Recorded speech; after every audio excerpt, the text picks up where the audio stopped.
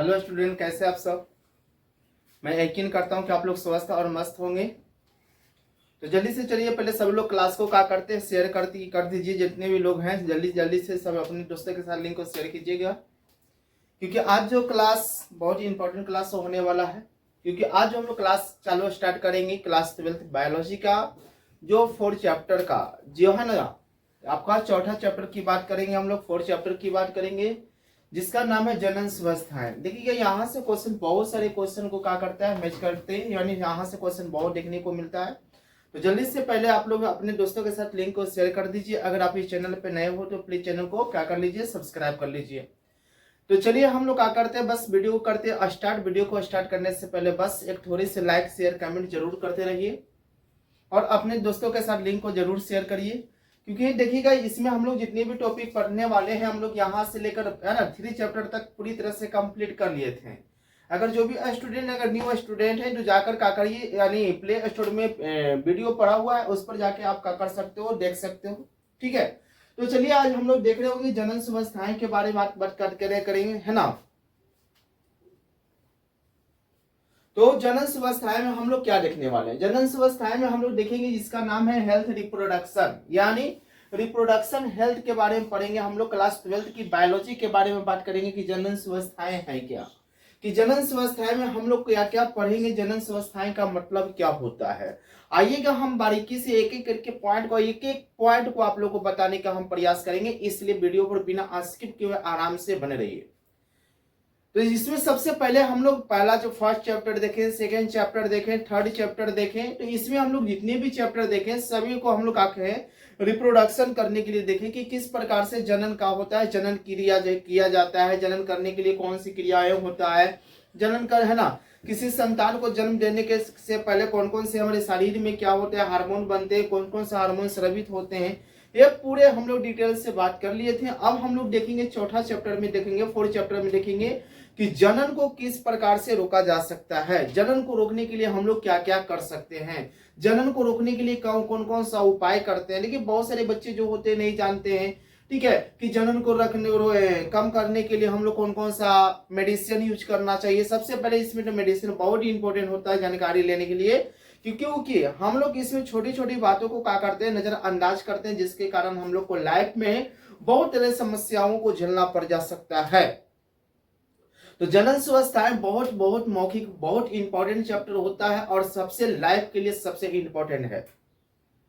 देखिएगा सबसे पहले अगर हम लोग जनन अवस्थाएं की बात करें तो सबसे पहले जनन अवस्थाएं का मतलब होता है कि जनसंख्या को कम करने के लिए, इसका अर्थ ही होता है जनन अवस्थाएं का, ठीक है, कि जनसंख्या को नियंत्रण करने के लिए, कम करने के लिए हम लोग जो विभिन्न प्रकार के उपाय करते हैं, पहलुओं को उसको ध्यान रखते हैं, उसी को हम लोग क्या कहते हैं, जनन अवस्थाएं कहते हैं। जनन अवस्थाएं का सबसे पहले अगर बताने वाले जो थे पूरे विश्व में सबसे पहले जनन अवस्थाएं के बारे में बताया, तो ध्यान दीजिएगा कि हमारे जो जनन अवस्थाएं WHO वर्ल्ड हेल्थ ऑर्गेनाइजेशन के द्वारा, यानी वर्ल्ड हेल्थ ऑर्गेनाइजेशन के द्वारा, WHO के द्वारा हमारा जो बताया गया था, किसके द्वारा बताया गया, WHO के द्वारा। यानी WHO का पूरा अगर हम लोग बात करेंगे नाम की, तो WHO का पूरा जो नाम होता है वर्ल्ड हेल्थ ऑर्गेनाइजेशन, देखिएगा लिखा हुआ है वर्ल्ड हेल्थ ऑर्गेनाइजेशन, इसका यानी WHO का, किसका है, WHO का पूरा नाम जो होता है। WHO के अनुसार अगर हम वर्ल्ड हेल्थ ऑर्गेनाइजेशन के अनुसार अगर बात करें, जनन अवस्थाएं की बात करें, तो ये जितने भी जनन संबंधी जो पहलुओं जो होता है, जैसे शारीरिक, भावनात्मक, व्यवहार रूपी, सामाजिक, कुशलता, यानी सभी स्थिति को अगर हम जानकारी को पढ़े ना, हम लोग याद करते हैं, उसी को हम लोग क्या कहते हैं, जनन अवस्थाएं कहते हैं। क्या कहते हैं, उसी को हम लोग जनन अवस्थाएं कहते हैं। अब ध्यान दीजिएगा कि जनन अवस्थाएं की जो सबसे पहले अगर बात कहा जाए कि जनन अवस्थाएं दिवस कब मनाया जाता है, बहुत क्वेश्चन पूछता है, ध्यान से समझिएगा कि जनन अवस्थाएं जो दिवस जो मनाया जाता है वो कब मनाया जाता है, 7 अप्रैल को मनाया जाता है। यानी WHO के अनुसार जनन अवस्थाएं के जो होता है, जनन अवस्थाएं दिवस कब मनाया जाता है, यानी 7 अप्रैल को मनाया जाता है। क्या मना, 7 अप्रैल को मनाया जाता है। यानी क्या, जनन स्वास्थ्य दिवस मनाया जाता है। लेकिन इसी के बारे में अगर थोड़ा सा ध्यान दीजिएगा कि 11 जुलाई के विश्व जनसंख्या दिवस मनाया जाता है। पूछ देगा क्वेश्चन कि विश्व जनसंख्या दिवस कब मनाया जाता है। बहुत इंपॉर्टेंट क्वेश्चन है। दम विश्व जनसंख्या दिवस दिवस कब मनाया जाता है। ठीक है, विश्व जनसंख्या दिवस कब मनाया जाता है, तो 11 जुलाई को मनाया जाता है। कब मनाया जाता है, 11 जुलाई को मनाया जाता है। ध्यान से समझिएगा, ध्यान देना है कि विश्व जनसंख्या दिवस 11 जुलाई को मनाया जाता है। और जनन स्वास्थ्य दिवस कब मनाया जाता है, तो 7 अप्रैल को मनाया जाता है। और ये जो होता है WHO, यानी पूरी तरह से पूरे विश्व में भारत ही एकमात्र ऐसा देश आया, भारत ही मात्र एक ऐसा देश था जो सबसे पहले भारत में परिवार नियोजन के बारे में बताया गया। कौन बताया, यानी विश्व के सबसे पहला ऐसा देश रहा जिन्होंने सबसे पहले जो है यानी परिवार नियोजन के बारे में बताने के जो काम किया है वो कौन किए हैं, यानी हमारा भारत काम किया है।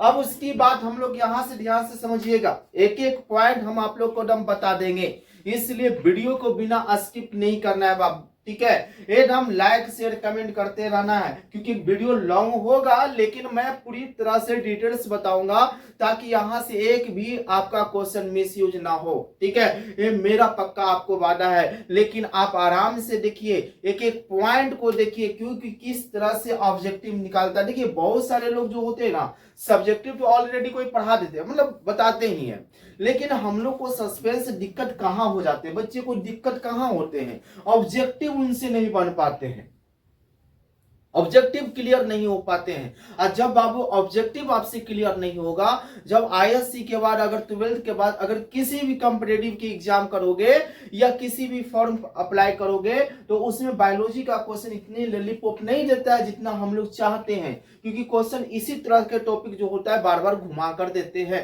तो इसलिए आप लोग वीडियो को बिल्कुल बिल्कुल स्किप नहीं करना है मेरे भाई, और एक एक पॉइंट को सुनना है हम लोग क्या बता रहे हैं। ठीक है, और इसके करने के बाद हम आप लोग को PDF भी देंगे, और PDF के साथ साथ PPT क्वेश्चन भी आपको करवाएंगे, पर चैप्टर आपको PPT करवाएंगे। जैसे ही आपका चैप्टर खत्म होगा उसके बाद PPT करके जितने भी क्वेश्चन होगा सब मैं आपका ऑब्जेक्टिव करवाने वाला हूं, इसलिए वीडियो को बिना स्किप के आराम से देखना है। चलिए ठीक है, अब उसकी बाद हम लोग बात करते हैं, जनन स्वास्थ्य मेरा क्लियर हो गया। अब क्वेश्चन हम लोग बात करते हैं कि यहाँ पर ध्यान दीजिएगा कि जनन स्वास्थ्य संबंधी जो होता है विभिन्न प्रकार के जो समस्याओं होता है वो समस्या क्या है। ऐसा भी क्वेश्चन दे सकता है कि जनन स्वास्थ्य संबंधी विभिन्न होने वाले समस्याओं को लिखें। समस्याओं का मतलब होता है कि इसमें कौन कौन क्या क्या प्रॉब्लम आ सकता है, जनन स्वास्थ्य संबंधी कौन कौन सा समस्या भी इसको हो सकते हैं, देखा जा सकता है। जनन समस्या, इसका समस्या क्या है, इसका समस्या है बहुत सारे ऐसे समस्या को हम लोग क्या करेंगे, देखेंगे। इसका समस्या क्या हो जाएगा, ध्यान दीजिएगा, इसकी समस्या का होगा, इसकी समस्या बहुत सारे समस्या हो गया। जैसे पहला तो समस्या यही है, जनन स्वास्थ्य का सबसे पहला समस्या यही है कि आजकल के देखते हो कि बाल विवाह बहुत ज्यादा हो रहा है, सही उम्र पर शादी नहीं होना, यानी कम उम्र में ही शादी हो जाना, जिसको सबसे पहला समस्या है बाल विवाह। पूछता है ऑब्जेक्टिव कि जनन स्वास्थ्य का सबसे पहला समस्या क्या है, तो बाल विवाह होता है। दूसरी बार में क्या होता है, दूसरा समस्या, पहला जो हो गया, ध्यान देना है, पहला क्या हो गया, बाल विवाह, पहला क्या हो गया, बाल विवाह।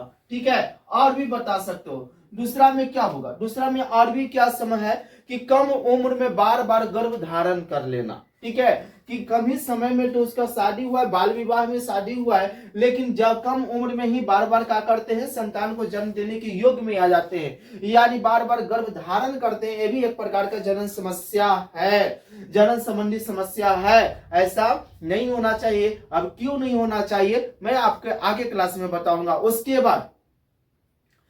बाद और क्या होता है, कभी कदार देखते होंगे ऐसा भी सबसे बड़ा समस्या होगा कि जनन अंगों के स्वस्थता के कारण, यानी हमारे शरीर का जो जनन अंग होता है उसके सही से देखभाल नहीं करते हैं, यानी विभिन्न प्रकार से क्या होते है ना, अस्वच्छता हो जाता है, दूषित हो जाता है। इसके कारण भी क्या हो सकते हैं कि हमारा जनन समस्या हो सकता है, जनन समस्या नहीं जनन अवस्थाएं की समस्या देखा जा सकता है, यानी जनन अंग को क्या होना, अस्वच्छता होना, खराब हो जाना। ठीक है, अब उसके बाद और भी इसका बहुत कारण है, जैसे है ना शिशु मृत्यु दर, है ना, यानी शिशु मृत्यु दर मृत्यु दर सबसे अधिक हो जाना। देखते हो कि कम उम्र में बच्चे के शादी हो जाते हैं, बाल विवाह हो जाते हैं, जिसके कारण जब संतान जन्म लेता है तो संतान जो होता है पूरी तरह मिच्योर नहीं होता है, पूरी तरह से तंदुरुस्त नहीं होता है, जिसके कारण क्या होता है शिशु डेढ़ भी हो सकते हैं, माँ भी डेढ़ हो जाते हैं। देखिए कैसा देखते होगे, कभी कभी देखते होगे कि जैसे ही कम उम्र में विवाह होता है तो उनकी संतान जो जन्म लेते हैं तो देखते होंगे कि संतान को जैसे ही जन्म होता है उनके बच्चे को शीशा में भर्ती कर दिया जाता है, या कभी कभार देखते होंगे कि उनकी माँ का ब्लड कमी हो जाता है, शरीर में पानी की कमी हो जाना, शरीर में ब्लड की कमी हो जाना, है ना, यानी शरीर फूल जाना। ये सब क्या होता है, एक प्रकार का समस्या है। यह समस्या क्या होता है कि एक व्यक्ति के एक, है ना, एक स्त्री के, एक माँ का एक बाल विवाह में कम उम्र के समय में अगर से विवाह हो जाता है तो ये विभिन्न प्रकार के उनके सामने समस्या को आ जाएंगे। ठीक है, क्यों, कारण क्या होता है, क्योंकि उनके शरीर में विभिन्न प्रकार की ग्रंथियां पूरी तरह से मैच्योर नहीं होता है, जैसे हम 3rd चैप्टर में हम आप लोग को पूरी तरह से बता चुके हैं। और भी क्या हो सकता है, यानी सही समय पर क्या होना, ऋतु चक्र नहीं आना। सही समय पर क्या हो जाता है, ऋतु चक्र नहीं आ जाना है, यानी ऋतु स्राव नहीं आता है, मासिक चक्र के नहीं आता है। यानी कहने का मतलब होता है कि एक स्त्रियां में सही समय पर इसको क्या करते हैं, बहुत सारे स्त्रियां जो होते हैं नजरअंदाज करके देखते हैं कि सही समय पर जो होता है पीरियड नहीं आना, यानी कोई स्त्री के ऐसे होते हैं कि कम समय में ही पीरियड आ जाता है, यानी पीरियड जब आते हैं तो लंबे समय तक रह जाते हैं, सही समय पर पीरियड नहीं आना, डेट आगे पीछे हो जाना, है ना, बहुत तरह का ऐसा सिचुएशन होता है। लेकिन कुछ स्त्रियां जो होते हैं, कुछ गर्ल्स जो होते हैं इसको नजरअंदाज करते हैं। ये छोटी सी बात जो होता है आगे चल के बहुत सारा सिचुएशन लाकर मेरे सामने खड़ा कर देता है। तो इसी छोटी जो बात होता है हम लोग को जानना बहुत आवश्यक होते हैं। क्या होते हैं, आवश्यक होते हैं, क्योंकि यही देखिए बार बार बोल रहे हैं कि चैप्टर बहुत ही इंपॉर्टेंट होता है। इसमें छोटी बातों को नजरअंदाज बिल्कुल नहीं करना है। जब हम लोग अच्छे से पढ़ लेंगे, अच्छे से सीखेंगे तो इसमें हम लोग बिल्कुल तरह से नजरअंदाज नहीं करेंगे। बहुत सारे ऐसे महिलाओं आपको देखा जा सकता है, तो ये भी एक प्रकार के जनन अवस्थाएं का एक प्रकार का समस्या है, जो संतान के आगे जन्म देने में आपको क्या हो सकता है, कठिनाई को सामना करना पड़ सकता है। और भी इसका बहुत सारे समस्या है, यौन संचारित रोग की समस्या हो सकता है, या गलत प्रकार की क्या होते हैं, गर्भ धारण कर लेते हैं। बहुत सारे देखिएगा आज के समय में ऐसा हम लोग को जनरेशन आ चुका है कि हम लोग देखते होंगे कि मतलब अनचाहा हमारे गर्भ धारण आ जाते हैं। हमको लगता है कि गर्भ धारण तो कर लिए, कोई स्त्री देखते हो कि गर्भ धारण कर लेते हैं, लेकिन उनके मन में इच्छुक होता है कि क्या करते हैं कि हम संतान को जन्म नहीं देते हैं, नहीं देना चाहते हैं, तो वो गैर कानूनी से, बिना कहे हुए, बिना मेडिकल से, बिना डॉक्टर के सहायता से वो क्या कर देते हैं, उसमें भ्रूण हत्या करते हैं। तरह के केमिकल यूज कर लेते हैं, तरह के मेडिसिन यूज करके संतान को नष्ट करते हैं। ये भी एक प्रकार का समस्या होता है। जब भी संतान को समस्या यानी संतान को नष्ट करने की बात आए, संतान को अपोषण करने की आए, तो हमेशा जो है डॉक्टर की सलाह से ही करना चाहिए, और ऐसा तो करना एक कानूनी अपराध माना गया है। लेकिन बहुत सारे आजकल लोग ऐसे जो गलत हम लोग क्या करते हैं, गलत अज्ञात ज्ञानी के रूप में हम लोग बन चुके हैं। तो ऐसे हम लोग क्या कर सकते हैं, इससे भी क्या हो सकता है, जनन अवस्थाएं के दिक्कत हो सकता है। उसके बाद बहुत सारे यौन संचारित रोग भी समस्या हो सकता है। तो ये सभी जितने भी जो है ये सभी एक प्रकार के जनन संबंधी जनन अवस्थाएं एक प्रकार का समस्या है। तो समस्या बहुत इंपॉर्टेंट होता है, याद रखना। ठीक है, चलिए एक टॉपिक में आप लोग को बदलम शेयर कर रहा हूं। हम टेंशन बिल्कुल नहीं लेना है, दम आराम से बैठना है और आराम से सुनना है, और सुनने के बाद मैं A to Z आपको PDF भी दे सकता हूं। अगर किन्हीं बच्चे को, किन्हीं स्टूडेंट को अगर PDF लिया है ना, लेना चाहते हो, तो आपको क्या हो सकता है, आप कमेंट करिए, कमेंट आप करिएगा तो उसमें आपको PDF को क्या हो जाएगा, सेंड कर दिया जाएगा। बिल्कुल इसमें आपको निःशुल्क है, कोई पेमेंट आपको नहीं है ना लगने वाला है। बस आप लोग से एक छोटी सी रिक्वेस्ट यही रहता है कि बस वीडियो को लाइक शेयर कमेंट जरूर करिए। अगर आप इसी तरह से पूरी तरह से PDF अगर आपको मिल जाएगा, लेकिन इस पर बस क्लास पे आप ध्यान से धैर्य पूर्वक सुनिए। या उसके बाद अब हम लोग बात करते हैं कि जनन स्वास्थ्य की कुछ जो होता है कार्य नीतियां होता है। क्या होता है? जनन स्वास्थ्य के कुछ क्या होता है? कार्य नीति होता है। क्या होता है?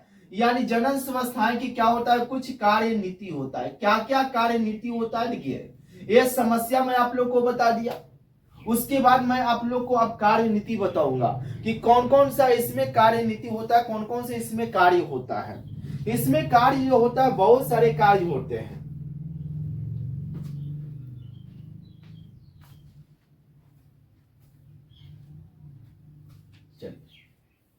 इसमें जो कार्य होते हैं, बहुत सारे कार्य होते हैं। इसमें से कार्य कौन कौन होता है, सबसे पहले ध्यान दीजिएगा कि सबसे पहले इसका जो कार्य होता है, पहला नंबर में ध्यान देना है। इसमें सबसे पहला जो कार्य होता है, परिवार नियोजन कार्यक्रम। अभी जस्ट मैं आप लोग को बताया परिवार नियोजन किसके बारे में? परिवार के किसके बारे में? परिवार नियोजन के बारे में। किसके बारे में? मैं अभी फर्स्ट बताया परिवार नियोजन के बारे में, क्योंकि परिवार नियोजन भारत ही एक ऐसा देश रहा जो पूरे विश्व में सबसे पहले परिवार नियोजन के बारे में बताने के काम किए। ये भी टॉपिक याद रखिएगा। उसके बाद क्या होता है दूसरे नंबर में? ये सब कार्यक्रम है, इसके तहत किया जाता है, इसके तहत किया जाता है। उसके बाद और क्या होता है? इसमें क्या होता है? राष्ट्रीय जनसंख्या नीति। राष्ट्रीय क्या होता है? राष्ट्रीय जनसंख्या नीति। जनसंख्या नीति, इसमें क्या किया जाता है? राष्ट्रीय जनसंख्या नीति में क्या किया जाता है ना? इसमें क्या होता है कि हमारे देश की जितनी भी जनसंख्या है, सभी को हम लोग क्या करते हैं? जनगणना करते हैं कि हमारे देश की जनसंख्या कितना है, कहाँ है, बढ़ा है, घटा है, कैसा हुआ। ठीक है।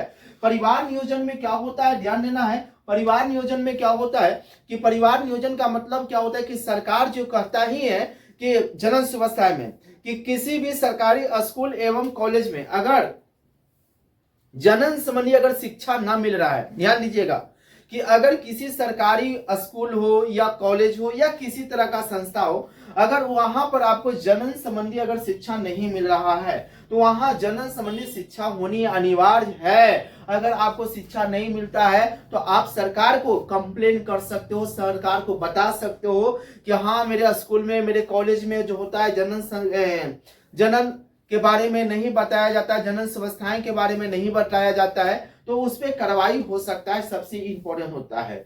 दूसरा में क्या होता है कि जितने भी प्राइवेट जो ऑफिशियल है ना, ऑफिशियल है ना, ऑफिस वाले काम हो, वहां पर भी जनन समस्याओं को बताया जाता है, जनन समस्याएं के बारे में बताया जाता है, जनन किस प्रकार से किया जाता है, सभी में आपको बताने की कार्यक्रम किया जाता है।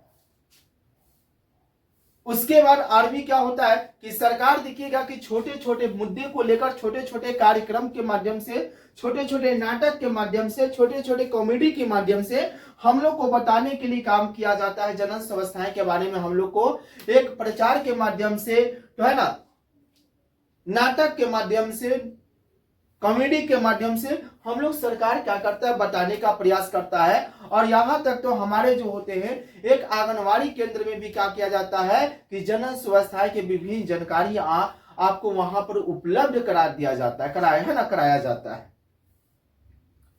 लड़कियों के लिए विशेष प्रकार का दर्जा, विशेष प्रकार के महिलाओं के लिए एक कड़ा कानून बनाया जाता है ना, मादा भ्रूण हत्या पर रोक लगाया जाता है। ये सब परिवार नियोजन के अंतर्गत किया गया है।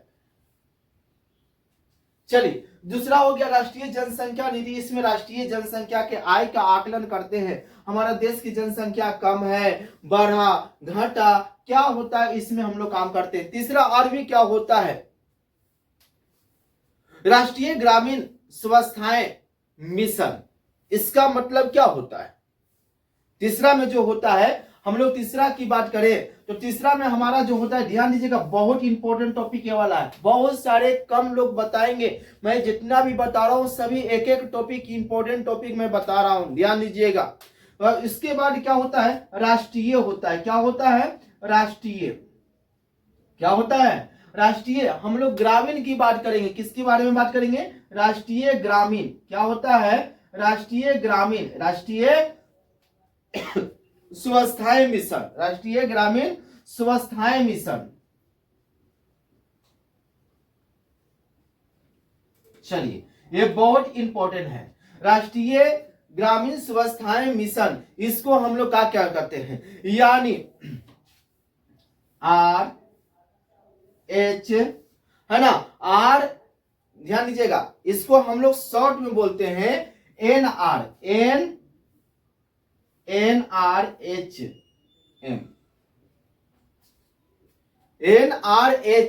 NRHM का पूरा जब पूछता है कि NRHM क्या है, राष्ट्रीय ग्रामीण स्वास्थ्य मिशन। राष्ट्रीय ग्रामीण स्वास्थ्य मिशन यानी एक प्रकार का जो है, यानी गांवों का ये समूह को बताया जाता है। बहुत टॉपिक पूछता है, आगे ध्यान दीजिएगा, है ना। अगला पॉइंट में हम लोग इसमें क्या होता है कि राष्ट्रीय ग्रामीण स्वास्थ्य मिशन का मतलब होता है कि गांव में, हमारे छोटे छोटे गांव में होते हैं, इसमें स्वास्थ्य के बारे में जाकर हम लोग जागरूक करते हैं। परिवार नियोजन के बारे में हम लोग उनको बताते हैं कि ज्यादा संतान को नहीं होना चाहिए, ज्यादा जनसंख्या नहीं होना चाहिए, जनसंख्या को कम करने के लिए कौन कौन सा उपाय करेंगे, हम लोग क्या करते हैं, गांव गांव में जाकर बताने के काम करते हैं। सरकार हमारा जो बताने के, है ना, किसी मुद्दे को लेकर क्या करते हैं, सभी टॉपिक को जाकर बताने के काम करता है। उसके बाद ये तो हो गया, उसके बाद शहरी परिवार कल्याण योजना बनाता है, शहर में बताता है क्या होता है शहरी में। ये तो शहरी हो गया, ये शहरी में अब की जाएगा, कहां जाएगा, शहर में, शहरी में जाएगा परिवार, कितना ध्यान दीजिएगा, शहरी कल्याण योजना, ये हो गया। शहर में जाकर बताने की काम करेगा, किसके बारे में बात करेगा, शहर में जाकर बताने के काम करेगा। एक टॉपिक को कि शहर में जाइए, शहर में जाकर क्या करना है, बताना है कि जो है ना, उसको बारे में बताना है, गांवों में जाकर बताना है। और भी क्या हो सकता है, सबसे पहला सबसे इंपॉर्टेंट टॉपिक जो होता है कि जनन एवं बाल स्वास्थ्य सेवा कार्यक्रम। जनन एवं बाल स्वास्थ्य, बच्चे को देखना चाहिए, कभी बच्चे को बाल विवाह नहीं करना चाहिए, बच्चे को हमेशा जब शादी करना चाहिए एक सही समय पर करना चाहिए, एक सही उम्र पर करना चाहिए। इसी को हम लोग बोलते हैं जनन एवं बाल स्वास्थ्य सेवा। बच्चे को सेवा करने के लिए हम लोग को क्या किया जाएगा, बताया जाएगा। बच्चे को देखिए, बहुत सारे लोग जो होते हैं आजकल के गाँव में ज्यादा देखने को ऐसा मिलता है कि बच्चे को देखिएगा, किसी घर में अगर 4 से 5 अगर बच्चा हो जाता है ना जी, तो उनके घर वाले पेरेंट्स लोग क्या करते हैं, वो अपने दोषी ठहरा देते हैं कि मेरे 4 गो 5 गो 10 गो बच्चे हैं, 5 गो 6 गो बच्चे हैं, तो शादी करते करते, विवाह करते करते मेरा उम्र कहीं खत्म ना हो जाए। ठीक है, ये शायद जब कब सोचते हैं, जब उनको 4-5 संतान हो जाता है तब सोचते हैं कि मेरे बच्चे को शादी करना है, बच्चे को है ना किस प्रकार से देखभाल होगा, किस प्रकार से उसका जीवन लाइफ होगा। लेकिन अगर संतान को जन्म देने से पहले अगर ये क्रियाएं सोच लेंगे कि मेरे संतान का 2 संतान का जन्म देना है, 3 संतान का जन्म देना है और उसको अच्छे लाइफ बनाना है, ठीक है, अच्छे लाइफ बनाना है, तो हम लोग को 4-5 संतान देने की कभी नौबत आएगा ही नहीं। और इसके नहीं आने का कारण क्या होगा, क्योंकि हम लोग बहुत सारे ज्ञान सीख लेंगे, ठीक है, बहुत सा ज्ञान मिलेगा, लेकिन हम लोग को ज्ञान नहीं रहने के कारण हम लोग क्या करते हैं, ऐसे हमारे साथ गलतियां अक्सर देखने को मिल जाता है, जिसका एक ही का नाम है शिक्षा। अगर जितनी बेहतर आपके पास शिक्षा होगा उतना ही आपके पास उज्जवल भविष्य होगा। इसीलिए कहा जाता है कि उज्जवल भविष्य की कामना स्वयं करो, किसी पर आश्रित रहकर मत करो। जिस समय, जिस दिन, जिस वक्त से अगर तुम किसी पर आश्रित हो जाते हो तो समझ लेना कि उस दिन अपने आप को असहाय समझ लोगे। तो इसलिए कभी दूसरे पर, इंसान को कभी दूसरे पर आश्रित बिल्कुल नहीं होना है, क्योंकि जब तक अपने आप में भरोसा नहीं रखोगे, जब तक अपने आप में आत्मनिर्भर नहीं बनोगे ना, तब तक आपको ये दुनिया जो होता है हमेशा नीचे गिराते चला जाएगा। इसलिए आप